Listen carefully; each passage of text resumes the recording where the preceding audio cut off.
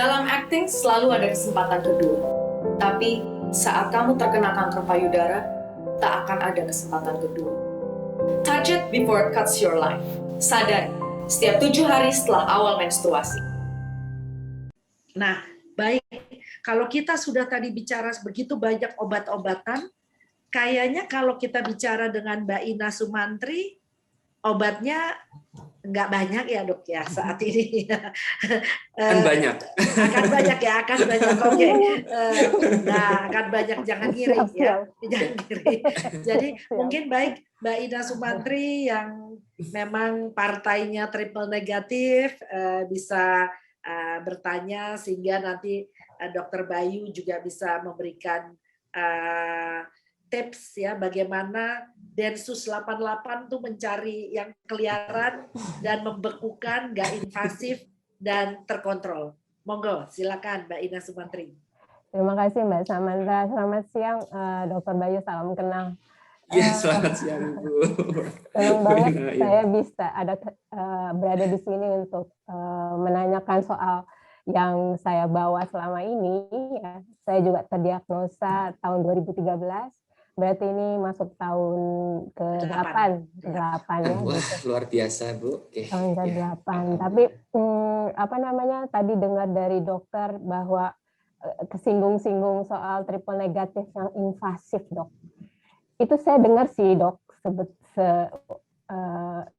setelah saya kenal, karena waktu pertama kali terdiagnosa saya nggak tahu apa-apa, jadi ya manut aja karena pengen cepet sembuh gitu. Mau disuruh ini, disuruh itu gitu. Jadi ya hayulah gitu, pokoknya cepet sembuh gimana. Saya jalankan 8 kali kemoterapi, 25 kali radioterapi. Tapi setelah itu nggak ada apa-apa kan gitu dok, gitu ya. Padahal dokter bilang itu invasif gitu. Nah tadi kedengerannya sih karena dari awal Mbak Fanya bilang nanti kita ngobrolin soal triple negatif juga gitu. Wah ada sesuatu sama triple negatif. Terus dokter juga tadi menyinggung dari depan kayak triple negatif tuh gitu. Emang dia lebih bahaya dok dari subtipe kanker yang lain gitu. Terus kalau tadi ada pemicunya dari hormon ya dok ya, dari hormon kan ya tadi IRPA gitu. Nah saya kan enggak tuh dok gitu. Jadi kenapa ya dok kalau bisa begitu? Itu dok silakan. Oke, baik Ibu. Alhamdulillah sudah 8 tahun, ya insya Allah akan tetap selalu sehat dan sembuh. Amin. Oke. Jadi begini Bu, triple negatif untuk saat ini ya, kita bicara saat ini. Memang itu dianggap punya sifat yang berbeda dibandingkan jenis yang lainnya tadi saya katakan. Kenapa? Karena yang kita ketahui sekarang ini memang triple negatif itu boleh dikatakan lebih agresif lah. Agresif jadi artinya apa? Lebih sering kambuh gitu, susah ditangani gitu ya. Tapi kenapa begitu? Karena mungkin ini dokter-dokter belum banyak cari tahu, belum banyak mengeksplor triple negatif ini seperti apa sekarang. Dan sekarang perkembangan kedokteran sedang terus berjalan untuk mencari tahu triple negatif ini seperti apa dan pengobatan yang efektif seperti apa. Nah, sedikit saya sharing informasi, triple negatif ini sebetulnya kurang lebih sekitar 10 atau 15% saja dari subtipe kanker payudara yang lain. Jadi kalau dibandingkan tipe hormon, yang paling banyak itu tipe hormonal tadi. Triple negatif atau HER2 itu kurang lebih sekitar 10-15% lah yang tipe yang hormonal tadi. Nah, triple negatif ini punya keunikan begini, ini memang sering ditemukan pada usia yang lebih muda. Batasannya berapa? Ada yang bilang di bawah 50 tahun, ada yang dibilang di bawah 40 tahun. Jadi very young breast cancer ya, 40 tahun. Dan ada juga yang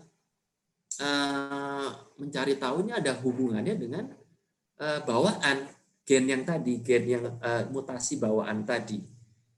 apa itu gen yang mutasi gen yang menjadi bawaan atau gen kanker payudara? Kita mengenal ada yang disebut sebagai gen BRCA, breast cancer gen. Nah, itu yang populer karena Angelina Jolie. Jolie. Nah, sebenarnya tidak hanya itu, sekarang sudah dicari tahu lagi gen-gen mana yang berperan. Tapi yang populer ini sekarang gen BRCA. Triple negatif ini banyak dikaitkan, ada keterkaitan dengan gen tadi, gen BRCA, dan khususnya pada BRCA yang 1. Gitu. Sehingga itu menjawab mungkin apa sih penyebabnya gitu ya. Terus terang belum sepenuhnya diketahui. Tapi kalau misalnya ditemukan pada usia yang lebih muda, jangan-jangan memang ini ada peran dari faktor tadi, gen BRCA tadi yang rusak atau mutasi tadi. Nah, sedikit menyinggung mengenai gen BRCA. Gen BRCA ini apa sebetulnya? Sebetulnya kalau secara kondisi normal, BRCA ini adalah gen yang baik. Jadi ibarat tadi kita lagi nyetir mobil, gen BRCA ini adalah remnya. Jadi sel ini mobil ini jangan melaju terus, nanti nabrak deh. Harus direm. Nah, yang terjadi pada kanker payudara yang diturunkan, BRCA-nya ini mengalami kerusakan atau mutasi. Sehingga dia tidak bisa menghentikan pertumbuhan sel yang sedang berjalan. Nah, itu yang dikaitkan dengan BRCA tadi. Nah, kemudian tadi di usia muda ya, kemudian kaitannya dengan gen BRCA, apa nih bedanya gitu?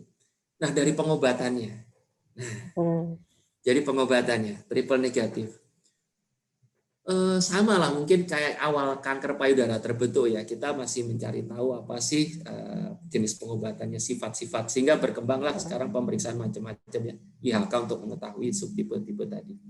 Nah, ternyata triple negatif ini pun sekarang sedang diteliti lagi subtipenya. Jadi triple negatif ini ternyata mempunyai banyak subtipe juga. Oh gitu. Iya, banyak subtipe juga. Ada macam-macamnya. Nah, subtipe ini juga mempunyai perangai yang berbeda. Jadi nggak semua triple negatif itu agresif atau susah ditangani. Ada juga kok pasien, contohlah pasien saya gitu ya, khususnya yang stadium awal, yang dia sudah 10 tahun sekarang misalnya bisa ditangani. Ya, jadi bisa dengan kemoterapi dan sebagainya. Tapi ada juga memang kalau diamati triple negatif yang demikian agresif. Jadi kambuhannya sangat cepat sekali, sehingga memang ini ke depannya masih akan lebih banyak penelitian di triple negatif ini untuk mencari tahu subtipe triple negatif tadi yang kaitannya nanti akan memberikan obat. Nah, mengenai pengobatan dulu karena kita belum mengenal subtipe tersebut tadi, maka pemberian pengobatannya apa ya? Yang sudah menjadi standar pengobatan kanker adalah kemoterapi. Kemoterapi itu kan kayak istilahnya apa ya? Kayak diberikan bom. Iya, betul. Berikan jenis obat tertentu kemoterapi, kemudian operasi dan radiasi. Tapi pengobatan kanker sekarang itu berusaha untuk lebih terarah. Atau ya bahasa kerennya target treatment lah, target terapi. Jadi apa tadi? Jadi bagaimana target? Justru obat yang diberikan itu tepat sasaran, sehingga efektif mematikan sel kanker tanpa harus menimbulkan kerusakan sel-sel yang normal. Itu berusaha untuk seperti itu. Itulah seperti terapi hormon tadi, itu sebetulnya target terapi. Nanti HER2 ya ada trastuzumab itu sama. Nah, triple negatif pun sekarang berkembang ke arah itu. Jadi misalnya bagaimana? Sekarang ditemukan ada yang namanya disebut protein atau protein PDL1 misalnya pada PDL1 pada kanker payudara triple negatif. Sama itu diceknya dari IHK juga, seperti kita mengecek ER dan lain sebagainya. PDL1 ini apa? Jadi ternyata peneliti itu menemukan bahwa protein PDL1 itu menyebabkan si sel kanker ini bisa menghindar dari sistem imun. Ya, bisa jadi tadi TNI Polri-nya ini mencari nggak ketemu ini. Gitu. Oke. Ngumpet dia. Jadi salah satu sifat kanker, tadi saya cerita ada 6 sampai 10 ya. Salah satu sifat kanker itu adalah mempunyai kemampuan untuk menghindar dari sistem imun tubuh kita yang berfungsi untuk mematikan sel kanker. Nah, ini ditemukan di triple negatif tadi. Nah, obatnya juga sudah ada sekarang. Sudah ada dikembangkan. Oh, sudah ada. Kalau ditemukan PDL1 tadi, protein yang kita temukan dari pemeriksaan IHK itu positif, maka kita bisa berikan obatnya. Obatnya tujuannya apa? Supaya sistem imunnya jadi melihat si sel kanker tadi triple negatif. TNI Polri kita bisa menemukan. Nah, hebatnya begitu. Imun kita, wah ketahuan tadi dia ngumpet. Kamu ketahuan, kamu di sana. Datanglah sistem imun tubuh kita menghancurkan si sel kanker. Tidak hanya itu, ada macam-macam lagi lah. Ada obat namanya PARP inhibitor dan segala macam. Jadi memang triple negatif ini menjadi perhatian yang khusus. Kenapa tadi? Karena saat ini kita anggap memang dia sebagai satu subtipe yang tergolong lebih agresif.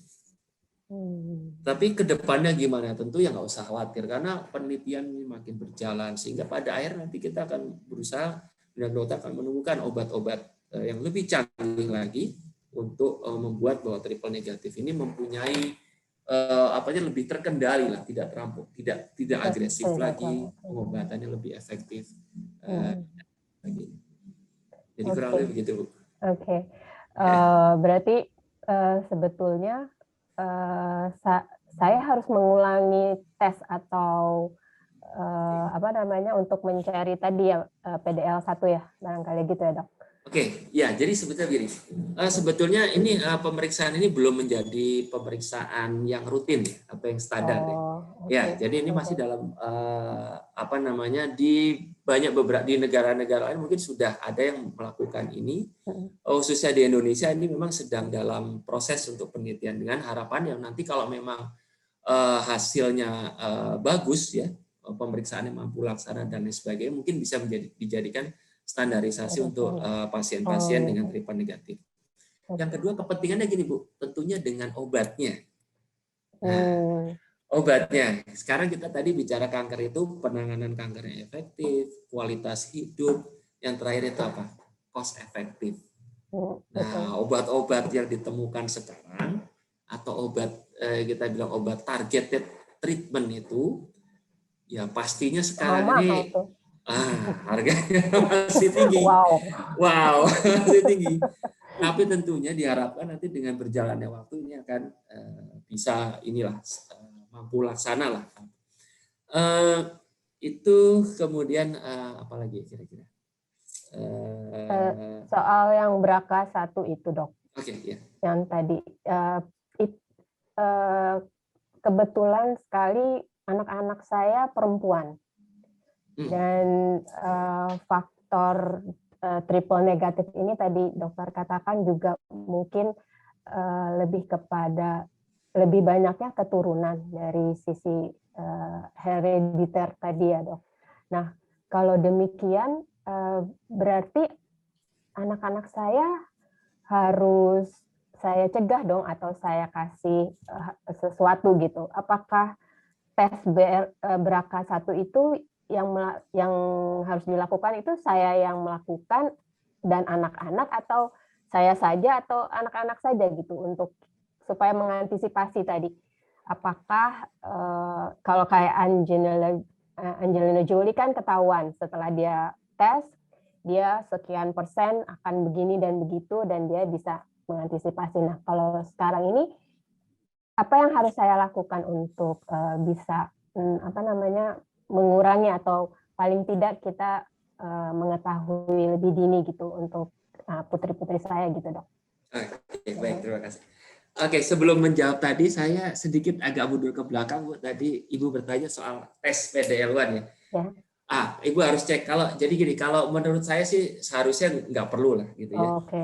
Jadi biasanya kita khususkan pada kasus yang misalnya terjadi kekambuhan, ya kita cek ulang atau kalaupun nantinya ke depan menjadi satu standarisasi di Indonesia itu menjadi satu rutin. Tapi kalau untuk Ibu saya pikir ya insya Allah lah Ibu udah 8 tahun ya, saya pikir udah cukup lah tinggal monitoring secara rutin. Oke, sekarang saya akan coba bahas mengenai BRCA BRCA. Oke, jadi gini Pak.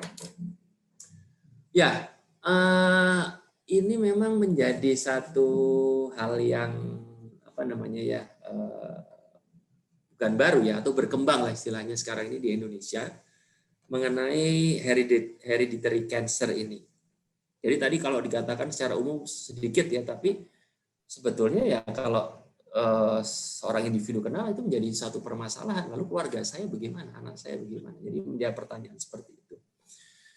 Nah, terkait dengan BRCA ini atau BRCA gen ini, khususnya untuk ibu, saya pikir ya kalau mau dicek tentu tidak hanya anak, tapi si pasien sendiri juga harus dipastikan dicek juga.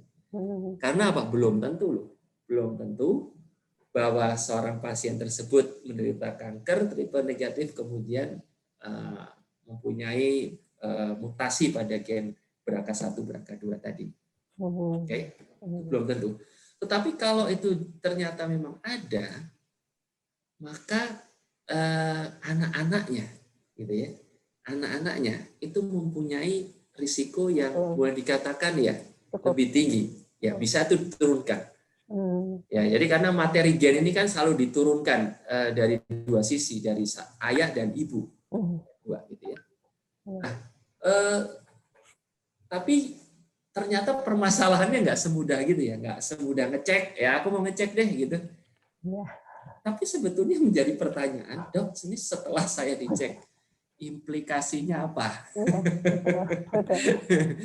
Khususnya pada satu orang yang normal, yang kedua pada anak-anak usia muda.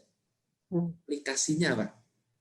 Hati-hati, di situ itu butuh satu, saya pikir tim dokter ya, tim dokter ya yang melibatkan ada konsultan genetik mungkin dalam hal ini yang harus bisa menangani ini. Nah, kalau misalnya taruhlah misalnya di pasien sendiri, mungkin itu sih nggak, ya mungkin ya oke lah, pasien sudah terdiagnosis kanker, kemudian mau cek, ada nggak benefitnya? Tentu ada, saya pikir. Kenapa? Karena BRCA gen ini tidak hanya berkaitan dengan kanker payudara, tapi berkaitan dengan kanker yang lain. Apa? BRCA gen mutasi ini ditemukan pada kanker indung telur atau ovarium seperti Angelina Jolie. Dan bisa juga kanker-kanker yang lain, misalnya ada kayak kanker pankreas dan lain sebagainya, atau lebih jarang. Nah, yang kedua adalah kemungkinan untuk untuk terjadinya kanker di sisi payudara yang sehat. Nah, jadi pada kasus dengan ada mutasi pada BRCA ini memungkinkan terjadinya kanker pada kedua sisi payudara. Nah, itu mungkin jadi satu pertimbangan. Sehingga sekarang ini ada apalagi ada Angelina Jolie, operasi langsung preventif kanan kiri, dan ada khususnya untuk pasien saya juga yang ada mempertimbangkan hal seperti itu. Walaupun dia normal, misalnya saya usia muda, triple negatif, walaupun nggak cek BRCA ya, misalnya bagaimana dengan pertimbangan. Saya pikir sekarang dengan kemungkinan itu ya dibenarkan sebagai upaya untuk preventif. Nah, kembali kepada tadi anak-anak, kemudian orang yang normal ya. Kalau dicek BRCA, yang penting itu adalah implikasinya apa nanti buat si pasien. Jangan nanti menyebabkan permasalahan psikologis. Kemudian juga ini insurance. Kita belum tahu nih sekarang insurance gimana. Kalau kita mau apply untuk insurance, ada ketahuan ada mutasi ini gimana? Nah, jadi dia nggak dapat insurance kan, Mbak. Suatu hal yang nggak baik juga, itu satu hal yang harus dipertimbangkan.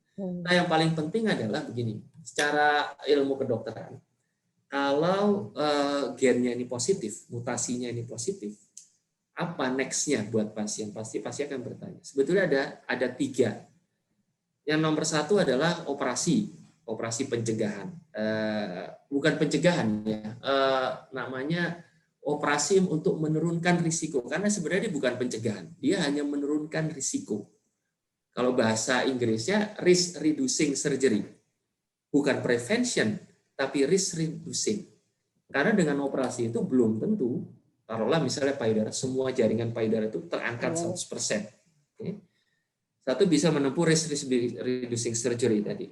Yang kedua itu bisa mengambil opsi pengobatan. Obatnya apa? Salah satunya tamofen. Nah, tapi permasalahannya tamofen ini hanya efektif kalau ternyata kankernya nanti itu hormonal positif.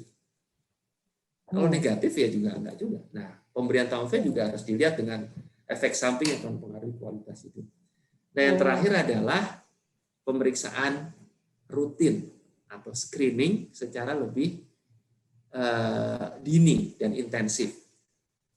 Jadi 3 opsi itu yang harus dijelaskan kepada pasien sebelum misalnya memilih untuk melakukan pemeriksaan berat badan. Sehingga kira-kira tahu langkah mana yang harus diambil. Dan simpelnya begini Bu, kalau misalnya ya ada beberapa pasien saya yang misalnya bingung belum tahu memutuskan mau periksa atau enggak. Ya saya pikir gini aja, kalau misalnya memang nggak melakukan itu ya nggak apa-apa. Sejauh bisa melakukan pemeriksaan rutin secara lebih awal, intensif terus-menerus. Jadi toh kalaupun itunya misalnya beragam mutasi positif, salah satu pilihannya adalah dengan pemeriksaan rutin tadi. Jadi kalau belum bisa menentukan, saya pikir ya rutin untuk melakukan check up berkala. Oke. Kurang lebih Oke. begitu. Oke, terima kasih Dok. Satu barangkali yang terakhir, kan triple negatif adalah satu subtipe kanker yang agresif gitu ya. Apa itu juga berarti tingkat kekambuhannya tinggi, Dok? Atau bisa relapse gitu? Dan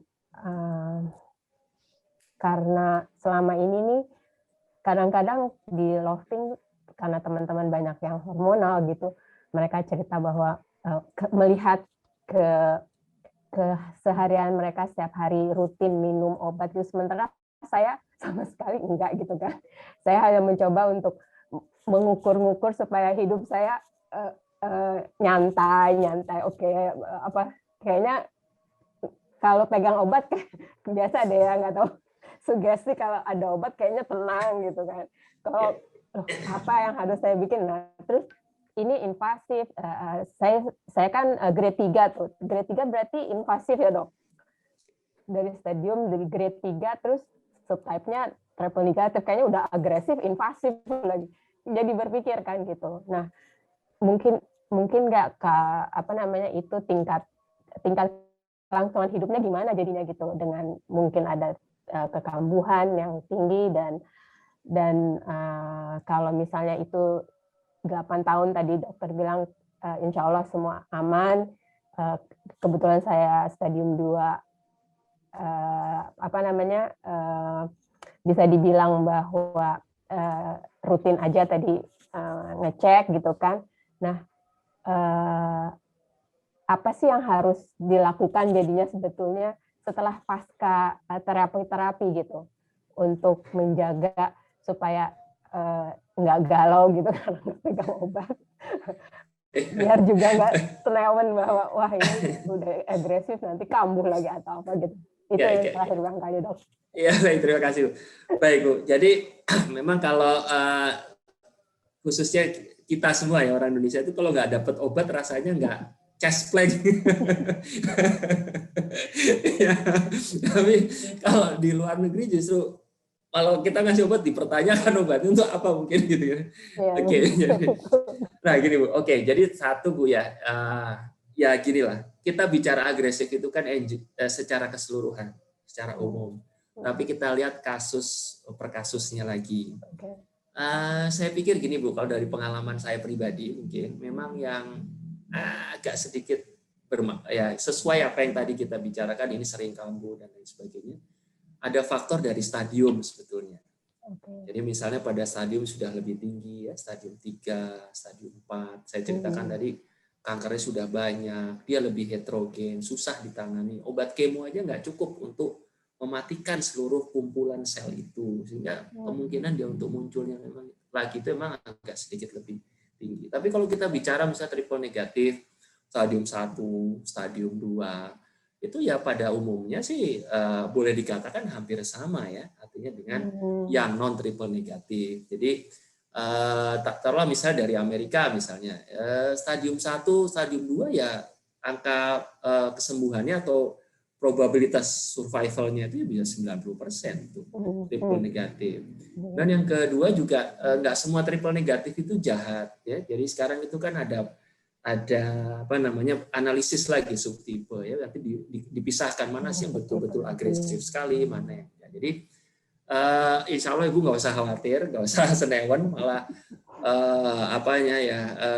ya menikmati hidup, berusaha supaya sel-sel kita ini baik ya, kita banyak mendekatkan diri kepada Tuhan ya Allah ya. Jadi supaya homeostasis, artinya keseimbangan sel ini selalu terjaga. Jadi Ibu nggak usah khawatir sama sekali.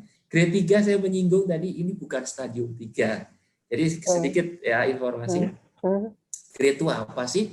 Jadi grade itu tidak, kalau di laporan patologi ada grade 1, 2, 3. Itu bukan stadium, tetapi memang menunjukkan ya boleh dibilang sifatnya ini kok agak ya agresif ya, agak cepat tumbuhnya ya, begitu ya. Tetapi bukan berarti kemudian itu menjadi satu hal yang nggak bisa diobatin, nggak bisa ditangani. Enggak. Justru kita tahu, oh ini kankernya grade 3, kankernya lebih cepat tumbuh, maka obat yang cocok itu adalah kemoterapi. Nah, salah satunya. Jadi ketika ini misalnya ini triple negatif, grade-nya grade 3, bukan stadium 3, obat yang cocok apa? Kemoterapi. Jadi kalau Ibu sudah menjalani operasi, radiasi, kemoterapi, insya Allah sel kankernya sudah nggak ada. Amin. Sudah tertangani sama kemoterapi, pengobatan yang baik. Nah, tenang aja Bu. Jadi mudah-mudahan ya semua di sini sehat-sehat semua ya, selalu semangat, warrior dan survivor, terus bisa menjadi ya hidup normal lah dengan boleh dikatakan dengan breast cancer. Terima kasih banyak Dok. Ya, sama-sama. Terima kasih Mbak Ina, terima kasih Dr. Bayu. Ini menjawab sebagian daripada teka-teki si triple negatif ya Mbak Ina ya. Tetapi benar kita semangat terus dan sungguh luar biasa menurut saya. Kedokteran juga terus berkembang dan tadi sifat-sifat triple negatif juga lebih diketahui ya, asal usulnya kalau sekarang tahu namanya aja, mungkin ukuran sepatunya sekarang udah tahu ya, kedoyanan makanannya udah tahu ya, ininya hobinya apa, semoga lebih tepat sasaran untuk mengobatinya. Nah Dok, sekarang yang terakhir nih ngobrol-ngobrol soal HER2 positif. Saya kebetulan mewakili teman-teman yang khususnya hanya HER2 positif, itu ya belajar sedikit lah. Jadi katanya di sel saya ada spike-nya, terus ada proteinnya. Nah itu kayaknya kayak internet saling ngobrol-ngobrol, jadi udah langsung bikin demo, ya kan rame-rame jadi demo deh sel-sel di dalam tubuh kita. Nah, jadi saya memang mendapatkan target terapi. Nah, jadi pengen tahu lebih detail siapakah si HER2 positif ini, apakah dia juga sangat invasif, walaupun dia agresif, apakah penyerangannya gaspol atau seperti apa, terus apakah hanya cukup dengan target terapi saja, ataukah memang saya secara berkala, misalnya sudah 6 bulan sekali saya cek lab dan segala macam, apakah setahun sekali bagi pasien HER2 ada lagi tambahan-tambahan tes yang harus dilihat, atau 5 tahun sekali saya harus PET scan atau bagaimana? Ya, itu dulu Dok, kira-kira pertanyaannya. Baik Ibu, terima kasih. Oke, jadi mengenai HER2 ya. Jadi kalau HER2 ini, jadi gini, tadi ya IHK itu kan kita melihat protein. Ya. Jadi artinya bahwa di sel kankernya itu mengandung protein HER2. Bahwa di sel kanker itu mempunyai antena penangkap sinyal untuk HER2. HER2 itu apa? HER2 itu hormon pertumbuhan juga ada dalam tubuh kita. Jadi kalau itu saling berikatan, dia akan tadi ngobrol, Iya. ya dengan teman Ngobrol, sebelahnya, gosip. gosip, akhirnya jadi provokasi deh Iya, gitu. iya, Tuh, ya gitu.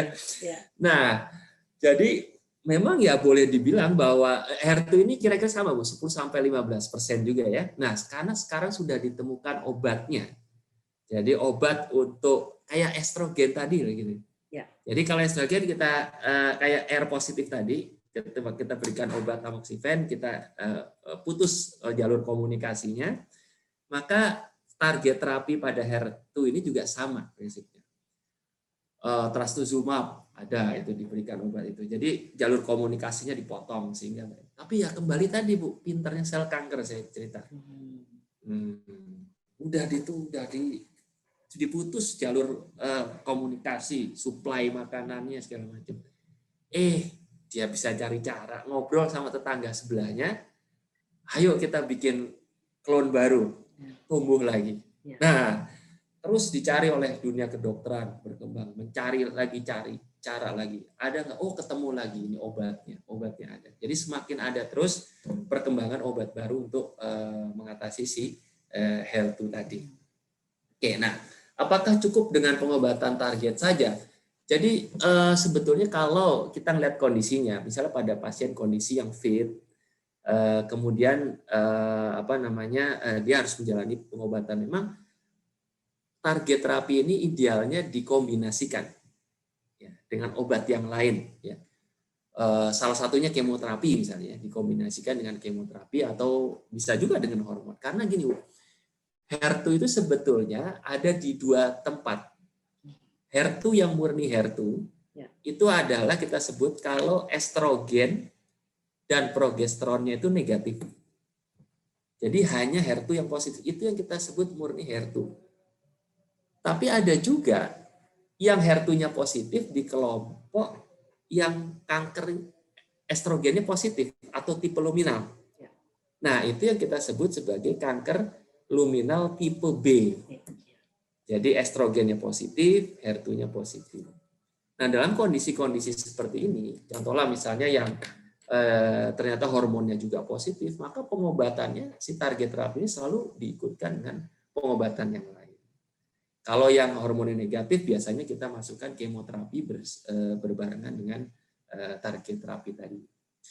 Nah, kemudian mengenai follow up-nya, bagaimana follow up-nya? Saya pikir sih kalau secara umum relatif cukup sama ya untuk follow up kanker payudara dari tipe luminal, HER2, kemudian triple negatif. Jadi biasanya memang dalam 2 tahun pertama itu kalau kita bicara kanker pada umumnya, khususnya kanker payudara, 2 tahun pertama ini masa yang rentan untuk terjadi kekambuhan, 2 atau 3 tahun. Sehingga biasanya dalam 2 atau 3 tahun itu dianjurkan untuk cek kembali setahun itu 2 atau 3 kali misalnya. Nah, apa aja yang dicek ya tentu pemeriksaan biasa ya, cek keluhannya apa, pemeriksaan standar. Sehingga sampai sekarang yang ada adalah PET scan. Ya, jadi PET scan itu memang ya cukup bagus ya, saya pikir ya. Itu satu teknologi yang memang menunjang sekali ya untuk dalam memfollow up permasalahan kanker ini, khususnya kanker payudara. Jadi kalau misalnya memungkinkan, nah cuman memang yang jadi permasalahan kadang-kadang adalah biayanya. Ya tentu nggak semua gitu ya bisa melakukan PET scan ini. Kalau bisa ya nggak apa-apa dilakukan. Tapi sebenarnya kalau ditanya sebenarnya wajib PET scan ini yang mana sih gitu ya. Nah memang nggak semua ini harus PET scan. Kalau secara kita bicara guideline-nya ya. Khususnya dikhususkan untuk PET scan ini pada kondisi yang stadiumnya tinggi. Stadium 3, stadium 4 gitu ya. Itu kalau bisa memang kita lakukan pemeriksaan PET scan. Tapi untuk stadium awal, stadium 1, stadium 2 bagaimana? Itu nggak suatu keharusan. Tapi kalau misalnya bisa ya itu lebih baik. Jadi artinya kombinasi antara pemeriksaan rutin biasa, PET scan ya untuk PET scan mungkin nggak perlu setiap 4 bulan ya. Mungkin setahun sekali atau 2 kali. Itu saya pikir boleh-boleh aja. Kurang lebih begitu Bu untuk HER2. HER2 positif ya. Di awal-awal saya masih agak bingung karena obrolannya protein. Saya sempat nggak mau makan protein dok. Nah, ya, apakah itu sama? Kebanyakan pasien juga protein, mengurangi protein. Sama makanan apa sih yang sebenarnya memicu? Itu pertanyaan juga. Dan ya, sampai dengan makanan yang mengandung hormon estrogen tentunya. Jadi kita benar-benar di awal tahun setelah perawatan tuh takut sekali makan. Nah, itu mungkin dokter bisa kasih penerangan bahwa kita boleh nggak makan daging, boleh nggak makan tahu, boleh nggak makan tempe, dan hal-hal yang lebih baik, lebih sehat untuk para pasien kanker gitu, dok. Ya, baik. Nah, ini menarik, Bu. Ya, baik, terima kasih. Ya. Oke, jadi protein sebetulnya masuk protein di sini adalah bukan bahan makanan gitu ya. Jadi masuk protein di sini. Tadi saya sharing informasi di awal. Tadi ada gen ini bekerja nanti ada DNA ya, materi gen itu DNA. Nah, DNA ini nanti akan mengeluarkan protein. Nah, si protein yang dikeluarkan oleh si DNA ini itu yang berfungsi untuk mengatur kehidupan sel. Nah, tapi itu nggak ada kaitannya dengan asupan protein yang kita dapat dari makanan sehari-hari. Jadi tetap harus ada protein. Kenapa? Protein itu dibutuhkan untuk salah satunya imunitas kita. Nah, daya tahan tubuh, sehingga kayak tadi sel kanker juga salah satu strategi untuk mematikan sel kanker dengan mengaktifkan imun tubuh kita juga. Sehingga penting menjaga imunitas tubuh kita ini secara baik. Nah, bagaimana menjaganya? Tentu dengan pola makan, pola hidup yang baik. Jadi saya pikir mungkin kurang tepat kalau kemudian secara drastis mengganti pola makanan kita yang bisa berakibat buruk nanti buat diri kita sendiri. Yang tadinya makan tahu, tempe, makan nasi biasa, nggak makan sama sekali.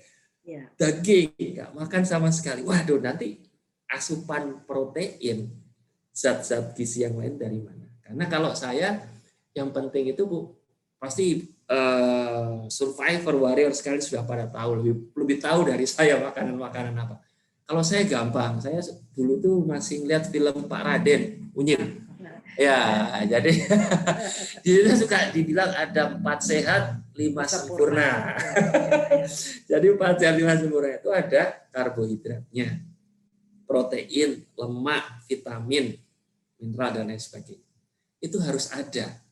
Jadi bukan artinya kita nggak boleh makan lemak, nggak boleh makan karbohidrat, nggak juga. Yang nggak boleh itu kebablasan, makannya terlampau banyak. Jenisnya harus kita perhatikan. Misalnya karbohidrat, ya nggak harus selalu nasi putih, nasi merah. Karbohidrat ada gandum, ada jagung, ada lain. Sayur pun banyak mengandung unsur karbohidrat. Nah, jadi misalnya bagaimana kalau kita mau merubahnya, jangan karbohidratnya di stop, kita ganti dengan yang lain. Cari pasti banyaklah pola makanan yang penting. Nah, kaitannya dengan kadar estrogen dari makanan. Kedelai, susu, tahu, tempe. Dok, saya udah gak makan daging. Saya makannya cuma tahu tempe, ya nggak boleh. Saya makan apa sekarang?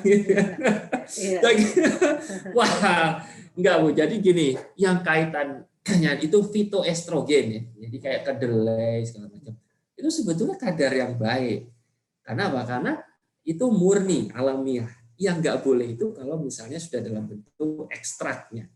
Ya, itu diberikan tuh berbahaya sekali. Susu ya dok ya, susu kedelai jangan.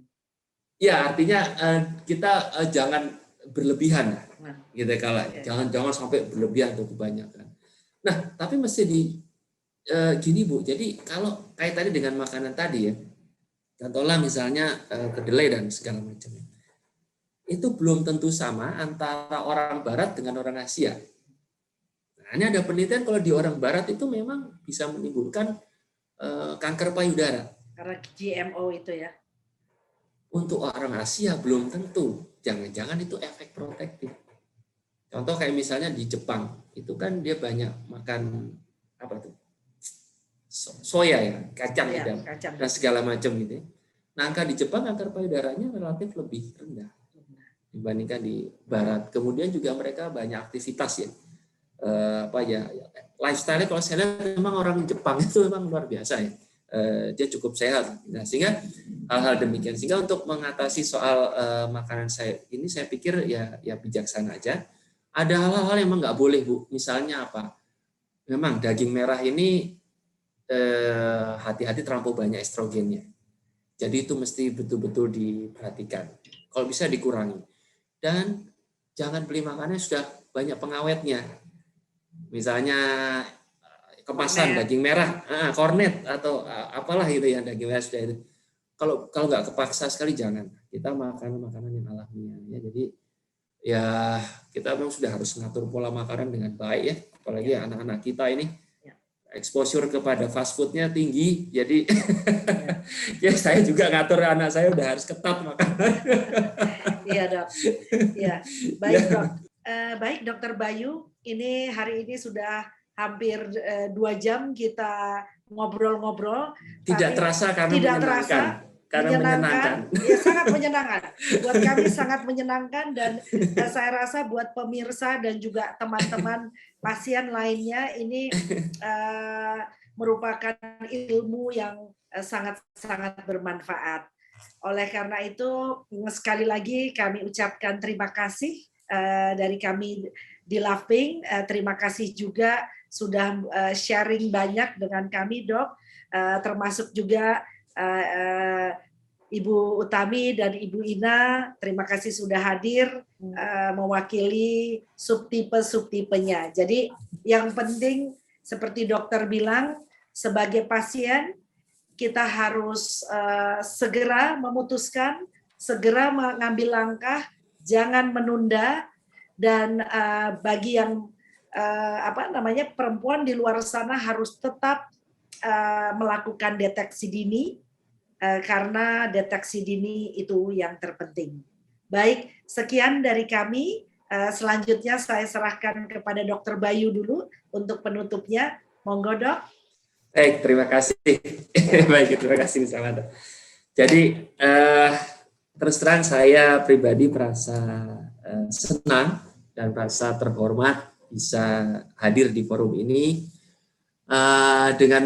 Dengan forum inilah kita bisa berbagi bersama, mudah-mudahan memberikan manfaat yang besar buat kita semua, khususnya buat wanita-wanita Indonesia, ya, buat para warrior dan survivor kanker payudara. Jangan pernah merasa kecil hati, jangan pernah merasa berbeda, karena nyatanya pun semua orang bisa kena kanker, ya. Semua orang bisa kena kanker. Dan saya pikir apa yang diberikan Tuhan kepada kita ini pasti ada hikmahnya, bahwa survivor dan warrior sekalian ini adalah orang-orang yang terpilih, yang akan nanti menaik kelas, mendapat peringkat yang lebih tinggi, lebih mulia, artinya di mata Tuhan. Jadi jangan pernah berkecil hati, selalu bangga dan selalu kuat ya untuk kehidupan ini. Oke. Nah, pesan saya pikir begini, khususnya untuk permasalahan kanker payudara, banyak faktor yang harus dibenahi, khususnya kami dari tenaga medis ya harus bisa juga mendukung program pemerintah. Tadi di awal dikatakan tidak balance-nya antara membutuhkan pelayanan dengan caregiver-nya. Jadi itu menjadi PR besar buat kami juga, sehingga adalah tugas kami, kewajiban kami untuk membenahi ini di masa depan sehingga bisa memberikan pelayanan yang lebih baik. Dan khususnya untuk para wanita Indonesia, ya. Jadi yang paling penting dari ini semua adalah kita harus melakukan preventive action. Bagaimana? Yang paling gampang adalah kita melakukan perubahan pola hidup, ya. Lakukanlah pola hidup yang baik dalam semua aspek pekerjaan, kehidupan, agama. Jangan lupa kita selalu harus mendekatkan kepada Tuhan, ya. Pola hidup yang baik kita lakukan. Yang kedua adalah kita melakukan deteksi dini tadi. Karena mau kanker apapun jenisnya, jangan biarkan kanker ini membentuk kumpulan yang lebih banyak sehingga sulit ditangani. Sehingga dengan melakukan deteksi dini, kalau ditemukan di awal dan mendapat pengobatan secara cepat dan tepat, maka tingkat kesembuhannya sangat tinggi. Saya pikir itu aja, Ibu semua sekalian. Terima kasih. Ya, terima kasih sekali lagi Dr. Bayu dan juga Dr. Fanya dan Dok Kwiti yang sudah menjadi partner daripada Loving dan acara hari ini. Terima kasih. Dr. Fanya, silakan. Ya. Baik, Bu Samantha. Mungkin saya izin menutup webinar kita yang berjudul Memahami Hasil Imunohistokimia atau yang disebut dengan IHK untuk penyintas kanker payudara. Bagi Dr. Bayu, Ibu Utami, Ibu Ina, terima kasih banyak atas diskusinya dan pertanyaan-pertanyaan yang mewakili tentunya dari teman-teman penyintas kanker payudara mengenai pemahaman tentang hasil imunohistokimia. Tentunya kami tidak ingin kegiatan webinar edukasi ini berhenti sampai di sini saja. Saya mohon izin, nantikan ping webinar lainnya, jangan lupa saksikan ya. Terima kasih.